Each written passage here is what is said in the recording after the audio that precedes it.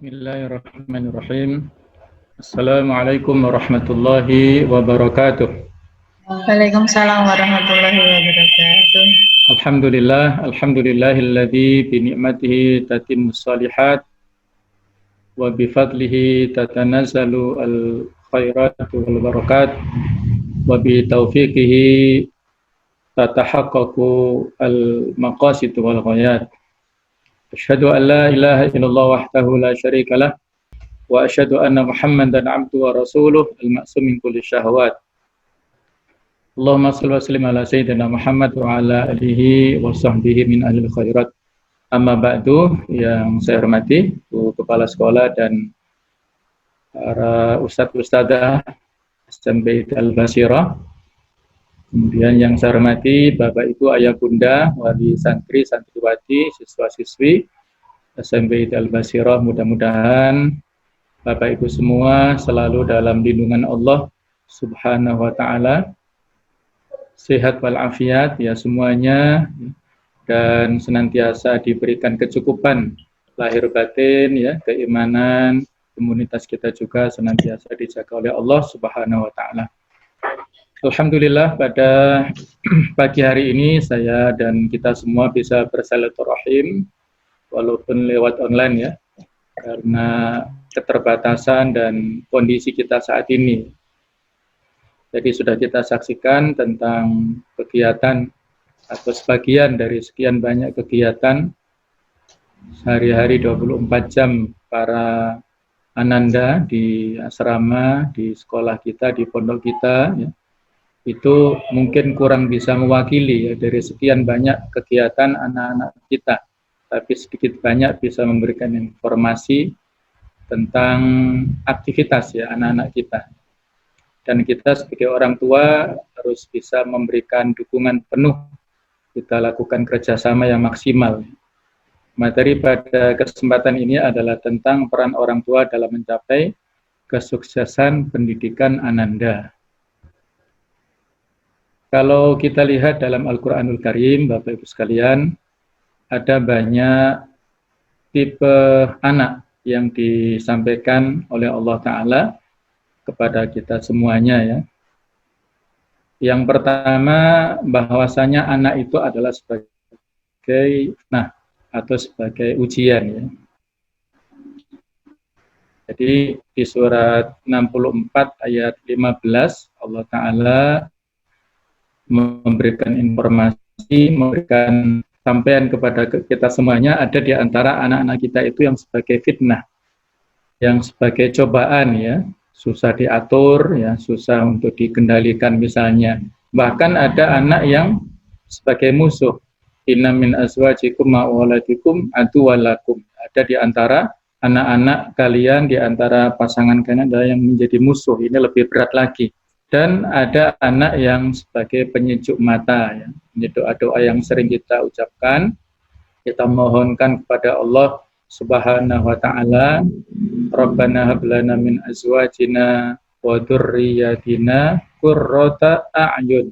Ya Allah, wahai Rabb kita, karuniakanlah kepada kita semua di antara istri atau pasangan-pasangan kita dan anak turun kita itu generasi yang menjadi qurrata a'yun, yang bisa menyejukkan pandangan kita pada saat melihat mereka karena kesolehannya, karena kecerdasannya, karena ketaatannya dan sebagainya. Inilah yang ingin kita harapkan untuk penerus kita ya. Dan juga ada anak sebagai generasi pengganti yang bisa meneruskan perjuangan dan langkah-langkah kita, yang sebagaimana doa-doa yang disampaikan oleh Ibrahim alaihissalam dan juga para generasi sesudahnya. Mereka mengharapkan bukan anak-anak yang terbekali oleh materi, tapi terbekali oleh akidah ya, yang kuat. Ma ta'buduna min ba'di, ya, yang ditanyakan oleh anak ayah mereka adalah apa yang kalian sembah, yang kalian ibadahi sesudahku, bukan apa yang kalian miliki, bukan yang menjadi bekal dari sisi materi ya, tapi yang terpenting adalah dari sisi akidah dan ideologinya. Sehingga perlu kita evaluasi bersama, ayah bunda sekalian, mau kita bawa kemana keluarga kita ini. Ibarat kita berada dalam satu kendaraan, ya, keluarga kita adalah seperti kendaraan. Ketika kita melihat rambu-rambu di jalan misalnya, ini hanya ilustrasi ya, apakah kita mau ke surga atau ke neraka, itu ada peran orang tua yang dominan di sini. Semua memang ada takdir dari Allah Ta'ala ya, tetapi ikhtiar manusiawi ini juga tidak bisa kita kesampingkan. Pilihan surga neraka ini adalah ada campur tangan dan ikhtiar kita ya. Allah Ta'ala di surat Al-Kahfi memberikan peringatan ya, bahwasanya tentang masalah keimanan dan kekafiran ya. Faman syaa falyu'min wa man syaa falyakfur. Barang siapa yang berminat, yang ingin, silahkan dia beriman. Barang siapa yang ingin, silahkan kufur. Jadi surga neraka ini pilihan kita. Tidak bisa kita hanya berpangku tangan dengan takdir Allah Ta'ala ya. Kita punya ikhtiar insani. Maka mari kita evaluasi bersama, kira-kira kita mau bawa kemana keluarga kita masing-masing ini. Nah, ayat ini sering kita baca, kita jadikan sebagai pedoman. Kepala keluarga harus berusaha menyelamatkan diri, menyelamatkan keluarganya dari api neraka. Tahrim ayat 6, ya ayyuhalladzina amanu qu anfusakum wa ahlikum nar. Wahai orang-orang yang beriman, peliharalah dirimu dan keluargamu dari api neraka. Di tafsir Ibnu Katsir disampaikan, kata Ali bin Abi Thalib, yang dimaksud dengan qu anfusakum, jagalah diri kalian dan keluarga dari api neraka adalah adibuhum wa alimuhum. Ajarilah adab kepada mereka dan ajarilah pengetahuan, taklim. Diajarilah sopan santun, adab dulu kepada anak-anak kita, baru kemudian kita bekali mereka dengan ilmu. Kemudian Imam Mujahid, mufassir yang lain mengatakan, yang dimaksud dengan qu anfusakum wa ahlikum itu adalah hendaklah kalian bertakwa dan jadikanlah keluarga kalian itu bertakwa juga. Aslih nafsaka wad'u ghairaka. Kita perbaiki diri kita dulu, baru kita perbaiki keluarga kita dan orang lain. Kepala rumah tangga, kepala keluarga atau sebagai seorang suami harus yang terbaik di antara yang lainnya. Barat dia sopir di kendaraan itu, dialah yang paling tahu kira-kira jalur yang tepat, yang aman untuk sampai ke tujuan itu yang mana ya. Dia yang paling paham, dia harus yang lebih soleh, yang baik daripada yang lainnya. Kemudian didukung oleh pendampingnya, yaitu ibu atau si istri. Ayah bunda, ibu bapak sekalian yang saya hormati, Dr. Abdullah Nasir Hulwan dalam buku Tarbiyatul Awlad fil Islam, pendidikan dalam Islam itu ada beberapa konsep atau manhaj, yang mana 5 diantaranya ini, ya, diantara sekian banyak konsep ini kita terapkan di asrama kita, di pondok kita, di sekolah kita. Yang pertama adalah bimbingan dan nasihat, al-mau'idhah wan nasihah. Tidak bulan-bulannya kita berikan bimbingan dan nasihat kepada anak kita, mulai dari pagi ya, ketika mereka sudah beraktivitas pagi sejak jam 3 mereka sudah mulai aktivitas, sudah bangun, dan qiyamul lail secara berjamaah dengan imamnya secara bergantian ya. Kemudian sholat subuh dengan berjamaah, setelah itu adalah wirid jama'i ya, kemudian wirid pagi, wirid maksurat, dan ada setiap pagi kita pembimbing ini, pengasuh ini bergantian memberikan kultum nasihat pagi untuk memberikan inspirasi dan semangat kepada murid kita. Itu senantiasa kita berikan bimbingan nasihat kepada mereka. Kemudian juga di samping itu taklim diniyah pada malam hari ya. Kalau pada Senin malam itu ada kajian kitab Al-Akhlaq lil Banin dan juga Al-Akhlaq lil Banat. Kemudian Selasa malam itu taklim ta'lim. Kemudian hari Rabu malam itu nahwu sorof. Kamis malam itu hadits arba'in, dan Jumat malam itu adalah tentang masalah Al-Quran. Ini semuanya berisi tentang bimbingan dan nasihat. Ciri khas kita menggabungkan antara akademis dan pesantren. Kalau pesantren ada memang dari sisi kajian kitab atau buku-buku kuning ya. Ini coba kita akomodir ya. Mulai semester ini alhamdulillah masuk di pelajaran resmi itu pelajaran tafsir ya. Mukhtasar tafsir Ibnu Katsir itu kita ajarkan kepada anak-anak kita. Kebetulan saya sendiri yang membimbing mereka semuanya ya. Ini dalam rangka mengenalkan kepada mereka tentang kitab kuning walaupun tidak persis ya, tapi kita secara substansinya kita sampaikan yang tafsir yang sangat luas maknanya itu. Yang kedua ada sisi keteladanan al-qudwah al-hasanah ya. Keteladanan yang baik ini juga penting. Bagaimana kita sebagai orang tua, sebagai pengasuh bukan hanya normatif memerintahkan kepada mereka, tapi juga harus memberikan keteladanan contoh yang baik, contoh yang nyata kepada mereka. Kalau hanya sekedar normatif, perintah, kalimat saja, maka tidak bisa berdampak. Ya ayyuhalladzina amanu lima taquluna ma la taf'alun. Wahai orang-orang beriman, kenapa kalian mengatakan sesuatu yang tidak kalian laksanakan? Apa dampaknya? Kabura maqtana indallah an taqulu ma la taf'alun. Sangat besar dosanya di sisi Allah jika kalian mengatakan sesuatu yang tidak kalian kerjakan. Dulu pernah Hasan al-Basri itu didatangi oleh beberapa kelompok budak. Mereka ingin supaya Imam Hasan al-Basri menyampaikan khutbah Jumat yang temanya itu masalah perbudakan. Supaya majikan-majikannya, majikan mereka itu membebaskan, memerdekakan mereka. Imam Hasan al-Basri hanya mengatakan insya Allah akan saya sampaikan. Ditunggulah sholat Jumat, ternyata beliau belum menyampaikan. Mereka protes lagi datang kepada beliau Jumat yang kedua. Belum lagi disampaikan.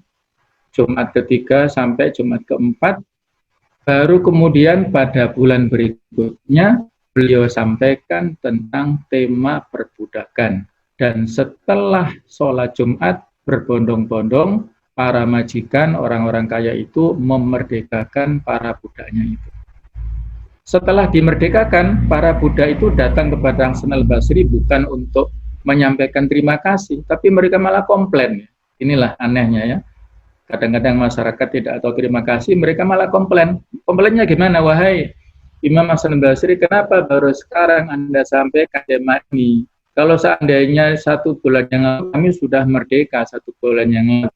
Kata beliau begini, wahai saudara-saudaraku sekalian, ketika kalian datang pertama, kedua, ketiga, keempat itu saya belum punya budak dan belum punya uang untuk membeli memerdekakan budak. Baru pada menginjak bulan kedua saya punya uang, saya beli budak di hadapan para majikan dan saya merdekakan di hadapan mereka semuanya. Sehingga saya tidak ingin mendahului kalimat nasihat saya daripada perbuatan saya.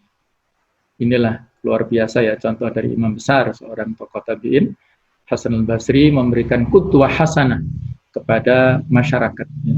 Dan akhirnya langsung efektif ya. Itu namanya ad-da'watu bil hal, dakwah secara konkret, secara nyata itu lebih efektif pengaruhnya kepada objek dakwah. Yang ketiga adalah pembiasaan atau at-ta'wid.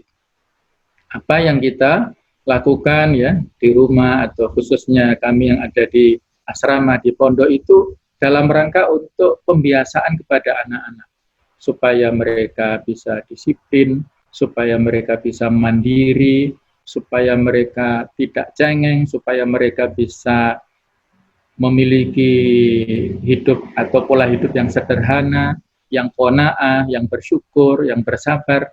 Nah, pembiasaan-pembiasaan yang baik inilah coba untuk kita terapkan di lingkungan pondok dan lingkungan asrama. Yang keempat adalah perhatian dan pemantauan al-mulahadhah wal muraqabah. Jadi ada form evaluasi ya, baik itu evaluasi hafalan, evaluasi tahsin, evaluasi kegiatan-kegiatan, evaluasi tes ya, baik tes pekanan, tes bulanan dan sebagainya, supaya apa yang kita telah programkan, kita laksanakan ini betul-betul bisa kita pantau sejauh mana dampak yang didapatkan oleh anak-anak kita. Dan yang kelima adalah pemberian sanksi atau al-uqubah. Jadi al-uqubah ini jangan dilihat dari sisi negatifnya, tapi harus kita nilai dari sisi positifnya. Ada anak-anak yang melakukan pelanggaran, kemudian kita kasih sanksi dengan membersihkan kamar mandi misalnya, atau dengan sanksi yang lain. Ini semata-mata dalam rangka supaya mereka ada efek jerah, tidak mengulangi bahwasanya, oh ini loh kesalahan yang pernah saya lakukan dan ini akibat dan saya harus bertanggung jawab atas kesalahan ini. Mulai dari sanksi, dari pelanggaran yang ringan, pelanggaran yang sedang, sampai pelanggaran yang berat itu sudah disampaikan semua kepada anak-anak kita. Jadi mereka harus bertanggung jawab terhadap perbuatannya. Apa yang dilakukan di pondok, ada sanksi sesuai dengan peraturan pondok. Apa yang dilanggar dari sisi aturan-aturan syariah, ada dampak konsekuensinya dari sisi pandangan syariah. Dan nantinya ketika mereka hidup di masyarakat, ketika mereka melakukan pelanggaran sosial, pelanggaran hukum, maka mereka juga harus bertanggung jawab atas kesalahannya itu. Ini ya 5 hal yang terkait secara umum konsep pendidikan di dalam Islam. Ini referensi yang lain ya. Salah seorang tokoh pendidik, Elkin, memberikan ilustrasi bagaimana macam-macam orang tua dalam mendidik anaknya. Ada orang tua yang borju, yang memberikan atau yang memiliki ambisi untuk memfasilitasi anak dengan mewah sebagai tanda kehebatan mereka. Dikasih uang saku yang banyak, misalnya kalau di rumah anaknya sekolah di tempat umum bukan di pondok, dikasih kendaraan yang walaupun belum punya SIM ya, belum layak untuk menaiki kendaraan, dikasih seperti itu, dikasih HP yang bermerek yang luar biasa lah. Ini ambisi orang tua yang borju. Yang kedua, ada jenis orang tua yang intelek. Dia percaya pendidikan yang baik harus dibayar dengan pantas, sangat peduli dan kritis terhadap kurikulum. Ini hanya di lembaga-lembaga pendidikan dengan kelas menengah ke atas ya. Di Malang Raya ada beberapa, saya tidak menyebutkan, tidak menyebut nama ya, tapi Bapak Ibu saya kira paham lah ya, baik itu di Kabupaten Malang ataupun di Batu ya, itu orang tua sangat menuntut kepada ustadznya, kepada gurunya, mereka sudah mengeluarkan biaya besar kepada putra-putrinya, maka seolah-olah, ya dalam tanda kutip ya, seolah-olah guru dan ustadznya itu semacam karyawannya atau pesuruhnya gitu ya, itu kalimat kasarnya begitu ya. Mereka menuntut yang berlebihan. Ini saya kira juga tidak tepat ya. Ada jenis orang tua selebritis, ingin anak ikut menjadi kompetitor segala bidang. Anakku sang juara, bintang sejati, sehingga dikursuskan ini, kursus itu, macam-macam, supaya anaknya yang terbaik. Ketika ada lomba diikutkan, ya ketika anaknya tidak juara itu dibully misalnya ya. Kalau memberikan motivasi dan menyesuaikan minat bakat anak, saya kira tidak masalah ya. Tapi kalau memberikan penekanan, orang tuanya misalnya yang pernah menjadi juara kori nasional misalnya, atau provinsi, anaknya harus seperti itu ya belum tentu ya. Nah ini kadang-kadang harus bisa kita evaluasi. Ada orang tua yang mandiri, ya, mengajari untuk mencintai lingkungan, menyatu dengan semesta ini. Cukup bagus ya. Kemudian ada orang tua yang paranoid. Nah, ini evaluasi ya bagi kita semuanya. Kadang-kadang ya, kita sebagai orang tua ini punya paranoid, serba khawatir. Konsepnya atau punya pemikiran pendidikan harus nyaman dan aman untuk bisa bertahan di luar rumah. Lingkungannya harus steril, khususnya saat ini ya. Di kita masih ada 2 anak yang belum balik ke pondok karena ya saya bukan bukan mengklaim atau bukan apa, tapi evaluasi bagi kita semuanya ya. Barangkali ada kekhawatiran-kekhawatiran ya dengan musim pandemi seperti ini. Nah, jadi ya sudahlah, kita dalam hal ini tidak bisa memaksa ya, dan kita bertawakal kepada Allah. Tidak ada sesuatu yang ideal. Dimanapun kita menyekolahkan, memondokkan anak di pesantren manapun, itu tidak ada yang nyaman, tidak ada yang aman, tidak ada yang ideal 100%. Pasti ada plus minusnya. Maka ini sebagai orang tua harus bisa berbesar hati, ya, berlapang dada, bersabar, dan lain sebagainya. Jangan terlalu paranoid, jangan terlalu khawatir. Ada orang tua yang instan, ortu sukses karir namun pendidikan rendah. Kesuksesan itu karena bakat, tidak harus sekolah, bisa dengan cara unik. Mungkin ortunya nggak lulus SD, tapi dia menjadi bisnismen yang sukses. Buka bisnis rumah makan sukses, buka bisnis supermarket sukses, dan sebagainya. Sehingga mendidik anak-anaknya nggak perlu sekolah tinggi-tinggi. Nah, itu nanti ijazahnya nggak kepakai. Ini saya, orang tuamu sudah punya modal banyak, silakan diteruskan, misalnya begitu ya. Kemudian ada jenis orang tua yang rumpi, mohon maaf ya, mudah terpengaruh dan latah dengan kelompoknya, kurang perhatian, minat, dan prestasi anak. Ya kadang-kadang barangkali, mohon maaf ya, evaluasi bagi kita semuanya sekarang era medsos, masing-masing wali santri barangkali ada di grup WA dan sebagainya ya. Itu bisa jadi di antara dampak negatifnya mungkin ada 1-2 yang vokal misalnya, kemudian mengeksplor hal-hal yang negatif dan akhirnya yang lain terpengaruh misalnya. Saya kira ini juga evaluasi ya bagi kita semuanya, dan ini kalau dalam bab akhlak itu termasuk dalam bab namimah, mengadu domba ya, provokasi ini hati-hati. Kita belum tabayun misalnya, belum check and recheck, belum tanya langsung ke pihak pengasuh ya, ke pihak asrama, bagaimana sih kronologisnya, kemudian ada data pembandingnya bagaimana, tapi kita sudah menvonis bahwasanya anakku benar, pengasuh salah. Anakku yang madlum, yang terdolimi, pengasuhnya dolim misalnya ya. Terus mengeksplor persepsi pribadinya itu di dalam grup, ini akhirnya berdampak luas ya, berdampak yang negatif. Ini sekali lagi bukan kita mencari siapa yang salah, bukan ya. Ini evaluasi bagi kita semuanya.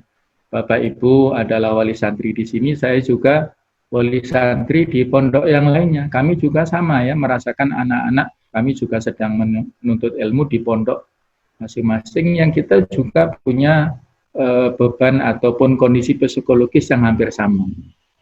Dan yang terakhir, orang tua yang ideal, orang tua yang mempunyai kenangan masa kanak-kanak yang indah, kemudian dia bisa memberi stimulasi anak sesuai potensi anak sehingga anak antusias dalam belajarnya ya, sesuai dengan minat bakat mereka masing-masing, kemudian memberikan lingkungan yang nyaman, penuh perhatian. Anak perlu proses dan waktu untuk menemukan sendiri keistimewaannya.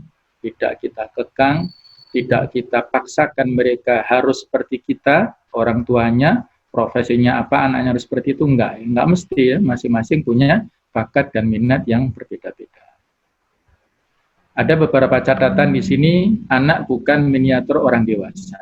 Dunia anak, apalagi sekarang generasi milenium, generasi Z, ya, beda sekali dengan dunia kanak-kanak kita dulu ya. Mereka punya karakter yang jauh beda. Mereka sudah beban otaknya atau yang terisi di file-file otaknya itu jauh dulu kan kita dulu ya.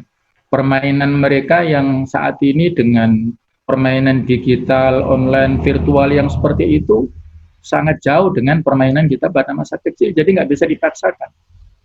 Anak seutuhnya terkait berbagai macam aspek, baik itu emosi, sosial, kognitif, fisik, dan moral yang belum dikemas secara integral, sehingga tinggal dipolas demikian rupa. Pendidikan sejati adalah yang mampu melibatkan berbagai aspek anak sebagai kompetensi yang beragam dan unik untuk dibelajarkan. Ya. Dalam bahasa kita adalah tarbiyah. Tarbiyah di pondok kita, di sekolah kita, insya Allah tarbiyah syamilah mutakamilah. Ya. Pendidikan yang sempurna dan paripurna, yang saling melengkapi. Baik itu tarbiyah dari sisi ruhiyah, kerohaniannya, kemudian tarbiyah fikriyah, pemikirannya, tarbiyah jasadiyah secara fisik, ya tarbiyah fikriyah pemikirannya, insya Allah itu semuanya kita penuhi ya. Proses pendidikan memberi semangat belajar dan keyakinan pada anak bahwa mereka mempunyai kecakapan tinggi, unggulan tadi ya, tidak harus sisi nilai rapotnya, tidak ada sisi hafalannya, mungkin bisa ada sisi yang lainnya. Pendidik akademik dan pendidik karakter, sehingga anak menjadi baik dan cerdas, cemerlang hati dan otaknya. Ini tugas bagi kita orang tua dan juga para pendidik, ustadz-ustadzah semua. Kita mendidik dari sisi akademik dan karakternya. Akademik kognitifnya, otaknya yang kita sentuh, karakter dari sisi ruhiyahnya, akhlaknya. Mengajarkan Al-Quran sejak usia 4 tahun. Dan kita kirim keluarga kita, Al-Quran adalah kunci kebahagiaan dunia dan akhirat. Jangan terlalu mengandalkan sekolah. 2/3 keberhasilan pendidikan itu ada di rumah. Ini bagi yang bukan di pondok ya. Kalaupun di pondok juga tidak lepas tangan, tetap harus ada komunikasi. Keberhasilan adalah hasil integrasi kedua orang tuanya. Lebih besar tanggung jawab seorang ayah. Ini perlu digarisbawahi ya. Seorang ayah dibandingkan ibu. Rasulullah SAW pernah memanggil seorang ayah dari anak yang mencuri. Anaknya yang melakukan tindakan kriminal pada usia kanak-kanak, yang lebih bertanggung jawab adalah si ayahnya itu ditabayun, diklarifikasi oleh beliau.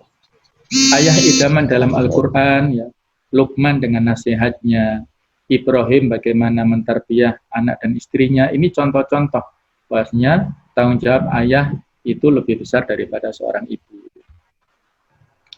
Harus ada kerjasama suami istri, suami yang membangun visi, dan istri yang mengisi kerangka itu.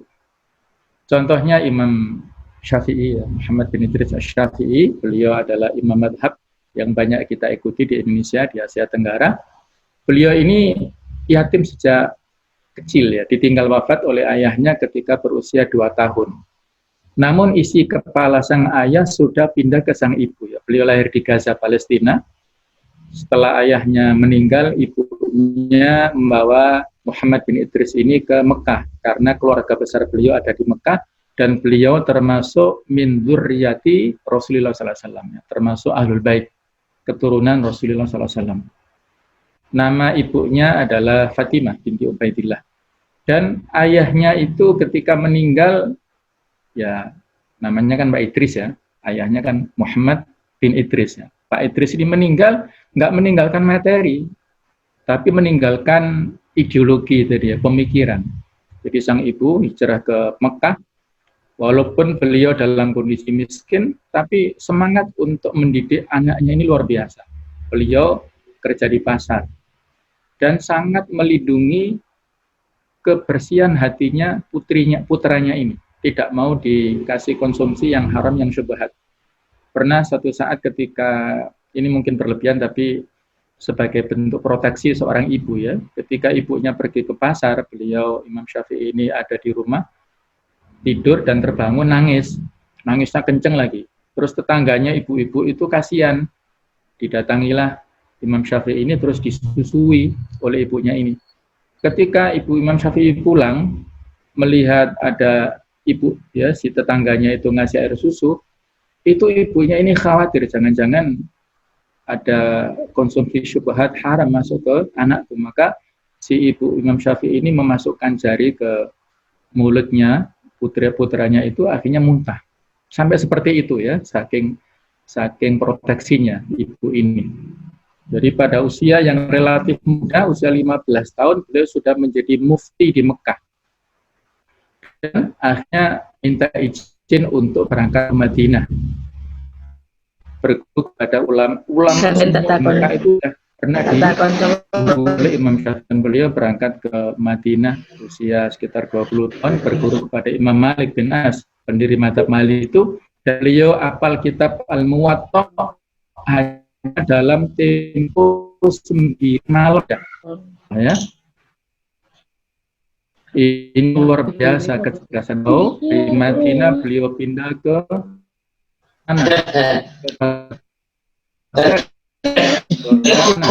ibunya ini pesan luar biasa, pesan ibunya, wahai anakku, kamu jangan pulang sebelum ibu panggil, sebelum jadi ulama besar. Kalaupun ibu mati, nanti kita akan ketemu di akhirat.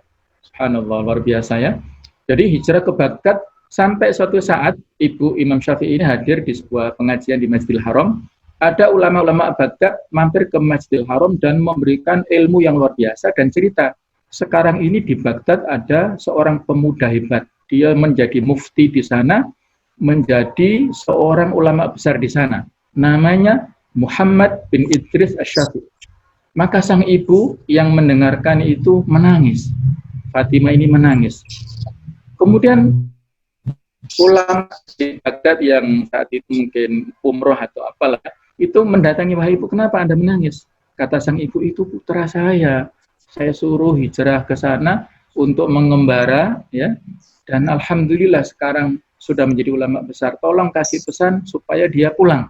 Nah, baru disampaikan pesan itu dan Imam Syafi'i baru kembali ke Mekah ya, setelah bertahun-tahun dengan semangatnya luar biasa itu ya, luar biasa ya. Ini ceritanya panjang, kurang lebih seperti itulah ya. Kemudian Hasan al-Banna dan sentuhan pendidikan sang ayah.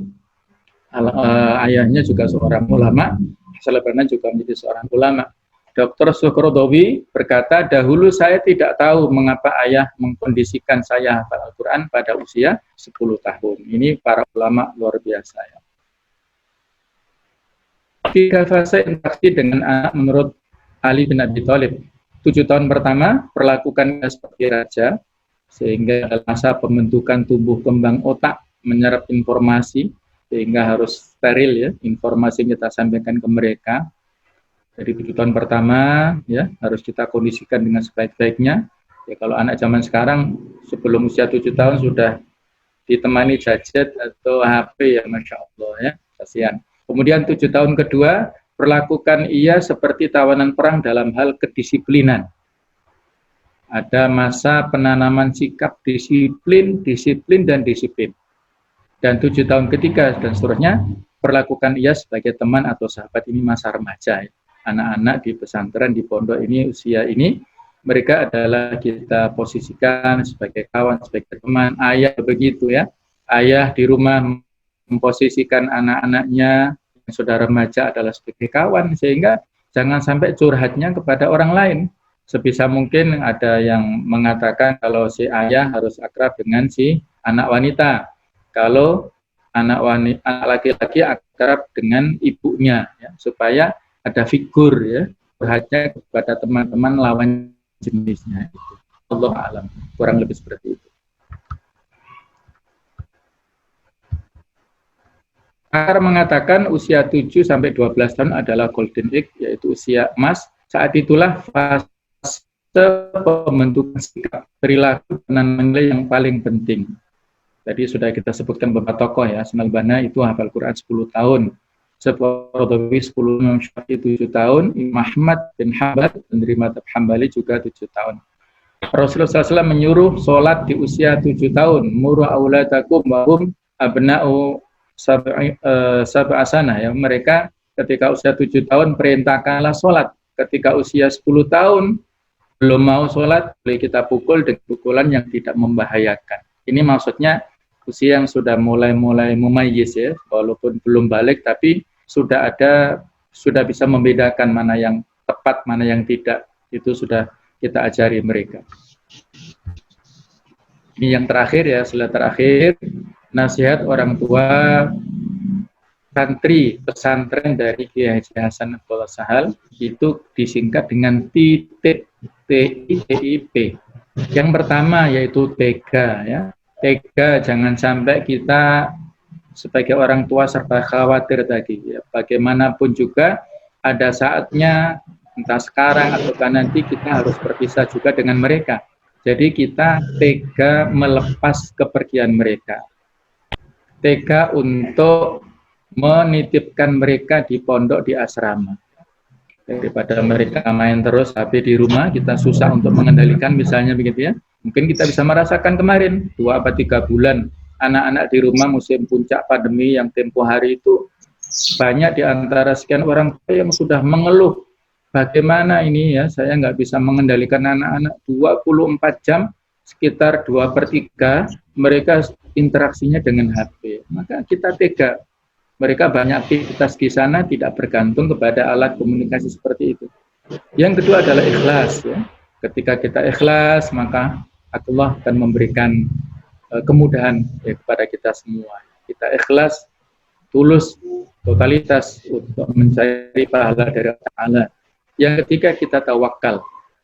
Ketika kita titipkan anak-anak ke pondok, itu kondisi mereka tidak sebagaimana Nabi Ibrahim ketika meletakkan Hajar dan Ismail pada saat di sekitar Ka'bah yang belum ada apa-apa ya. Surat Ibrahim ayat 37 itu ya.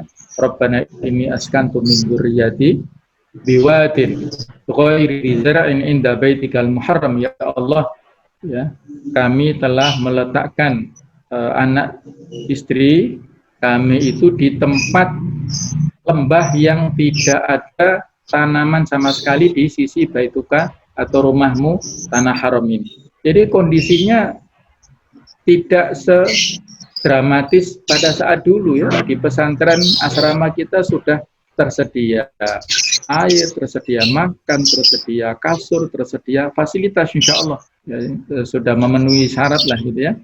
Tapi Nabi Ibrahim coba spirit ya, nanti bisa dihayati Ibrahim ayat 37 itu.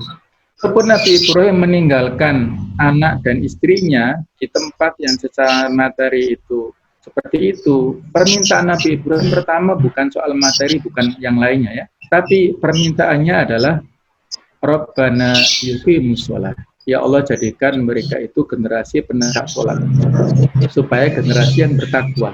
Itu permintaan pertama Nabi Ibrahim kepada Allah. Kemudian waja'al afidatan nasi tahwi ilaihim, jadikan hati orang-orang yang di sekitar mereka cenderung kepada mereka dengan akhlak mereka yang baik.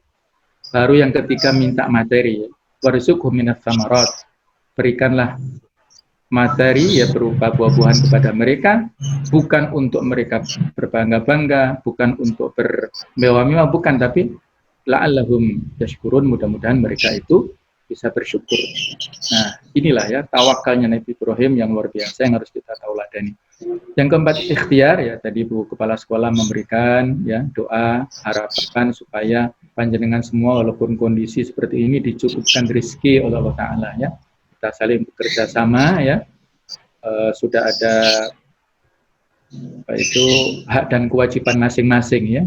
Jadi dari upaya-upaya doa-doa kita semuanya, semoga semuanya bisa menunaikan kewajiban kita kepada pondok kita, kepada sekolah kita, supaya bisa melaksanakan agenda-agenda pendidikan kita.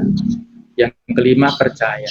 Kita percaya bahwasanya pondok ini, sekolah ini mengantarkan anak-anak kita ke perubahan yang lebih baik. Insya Allah ya, kita akan secara maksimal dengan SDM yang kita miliki setelah kita bertawakal ya, berdoa kepada Allah Ta'ala, kita upayakan biar semaksimal mungkin mendidik putra putri panjenengan dengan didikan yang sebaik-baiknya. Saya kira itu nasihat untuk diri saya sendiri ya, dan juga untuk Bapak Ibu semuanya. Mudah-mudahan anak-anak kita ya diberikan kesuksesan pendidikan secara maksimal, pendidikan dinianya, pendidikan agamanya, pendidikan keterampilannya. Mudah-mudahan mereka menjadi generasi penerus perjuangan kita dan bisa membanggakan kita, memberikan kontribusi untuk peradaban kita kepada umat Islam dan kepada bangsa dan negara kita. Kita terus memberikan motivasi kepada anak-anak kita dan tidak menutup kemungkinan ada di antara anak-anak kita yang nantinya menjadi presiden, menjadi menteri, menjadi kepala daerah, menjadi pengambil kebijakan, sehingga insya Allah ya dengan bekal yang bagus ya di pesantren di pondok ini, mereka nantinya kemanapun mereka meneruskan insya Allah akan bisa memiliki prinsip yang bagus. Tapi kalau pendidikan kita hanya SMP, saya kira maka mudah-mudahan ya dengan doa panjenengan kami mohon doa restu, mudah-mudahan 1 atau 2 tahun lagi kita bisa mendirikan SMA IT Al-Basirah sebagai penerus pendidikan anak-anak kita. Ya, mereka tidak perlu keluar mencari kesana kemari, barangkali nanti nggak bisa simetris sistem pendidikannya, tapi kalau SMA IT yang kita miliki, insya Allah bisa simetris dan bisa paralel ya apa yang sudah kita tanamkan kepada anak-anak kita. Saya kira itu, maaf atas segala macam kesalahan, kekhilafan ya. Kami menyampaikan terima kasih juga atas semua partisipasi daripada panjenengan semua ya. Semua insya Allah kita landasi dengan keikhlasan.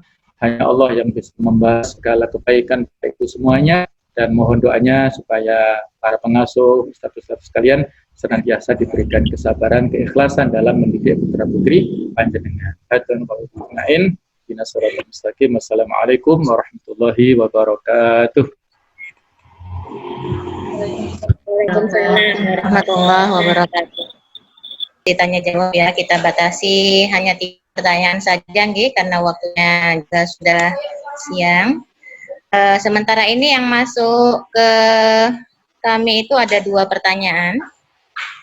Yang pertama ini Ustadz, ini pertanyaannya hampir sama nggih Ustadz nggih. Jadi saya bacakan sekalian aja nggih Ustadz nggih. Nanti menjawabnya bisa barengan gitu nggih Ustadz nggih. Iya, Bu. Yang pertama dari wali santri Mbak Aya. Pertanyaannya begini, jika ini dalam rangka untuk memaksimalkan peran seorang ayah. Nah, jika ayahnya bekerja di luar kota sehingga jarang bertemu dengan keluarga, bagaimana caranya beliau bisa memaksimalkan perannya sebagai seorang ayah? Nah, yang kedua dari wali santri Mbak Mentari, bagaimana caranya seorang ibu bisa sekaligus berperan menjadi seorang ayah untuk kedua orang putrinya, karena ayahnya itu sudah lama meninggal dunia. Jadi bagaimana seharusnya seorang ibu ini bersikap sehingga beliau bisa berperan ganda, bisa menjadi seorang ibu yang baik dan juga bisa menjadi seorang ayah yang, karena kenyataannya bahwa ayahnya sudah dipanggil Allah terlebih dahulu. Begitu Ustadz. Ya, terima kasih atas pertanyaannya ya. Tadi di sela-sela materi saya kasih cerita tentang ibunda Imam Syafi'i ya, Fatimah binti Ubaidillah itu. Jadi beliau ini contoh single parent yang sukses. Kan beliau ditinggal oleh suaminya ya pada saat putranya itu baru usia 2 tahun. Dan tidak meninggalkan materi, tidak ada materi warisan.